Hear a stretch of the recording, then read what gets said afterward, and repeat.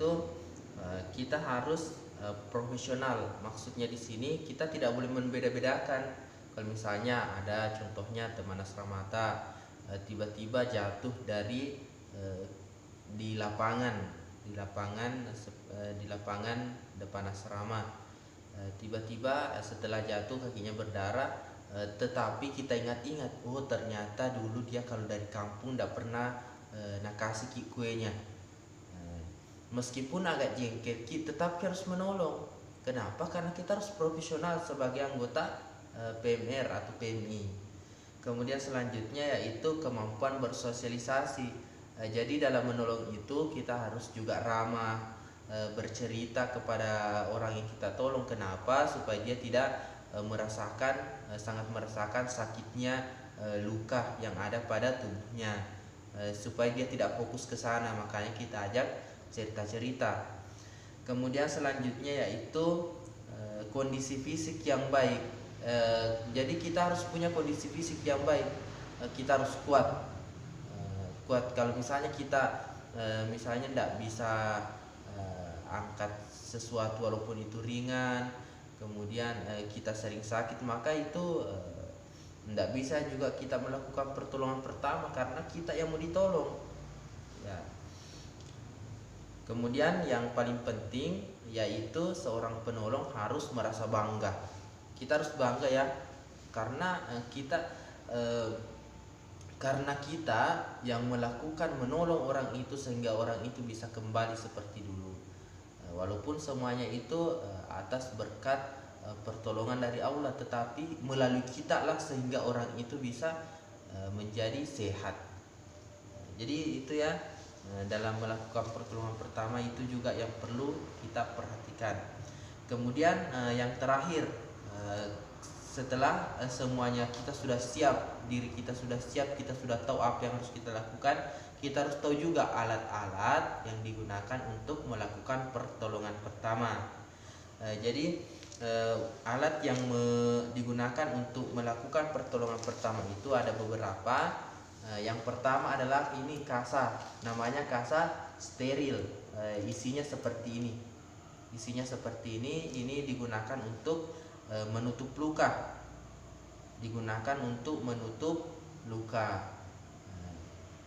Kemudian selanjutnya ada namanya pembalut.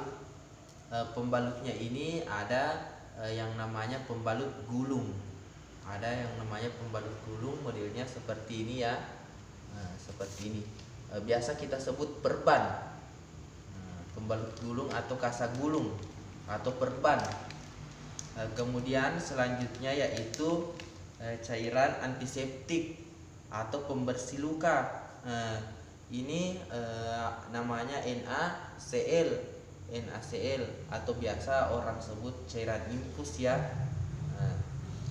Ada juga biasa kita gunakan alkohol juga sebagai antiseptik atau pembersih luka. Kalau misalnya tidak ada alkohol, tidak ada NaCl, maka kita bisa gunakan air bersih untuk membersihkan luka. Kemudian selanjutnya yaitu gunting. Gunting ini berfungsi untuk memotong tadi kasa gulung ini. Ini kan modelnya seperti ini. Ini nanti kita gunakan untuk menggunting kasanya ini. Kemudian selanjutnya yaitu senternya itu bisa kita gunakan senter yang biasa kita gunakan. Kemudian bisa juga kita gunakan senter HP kalau memang tidak ada. Kenapa kita harus pakai senter? Misalnya kita mau lihat di dalam mulutnya, apakah misalnya ada benda yang masuk ketika kecelakaan. Kemudian selanjutnya yaitu kapas. Kapas ya, ini supaya lebih dekat. Ini kapas ini digunakan juga untuk membersihkan luka. Namun kalau kita menggunakan kapasnya ini harus betul-betul basah oleh NaCl atau air. Kemudian kita gosokkan untuk membersihkan luka. Kalau misalnya tidak basah ini, NaCl atau airnya cuma sedikit, maka ini akan nempel pada kulit. pada luka. Kemudian selanjutnya yaitu selimut. Mungkin semuanya punya selimut ya di rumah masing-masing. Kenapa kita butuh selimut? Karena biasa juga korbannya kedinginan. Makanya kalau kedinginan kita pakai selimut untuk menghangatkan tubuhnya kembali. Kemudian selanjutnya adalah alat tulis menulis, pulpen dan buku atau kertas ya. Kenapa kita butuh ini? Karena ini berfungsi untuk mencatat gejala-gejala dari korban tersebut. Kemudian selanjutnya ada yang namanya tensimeter.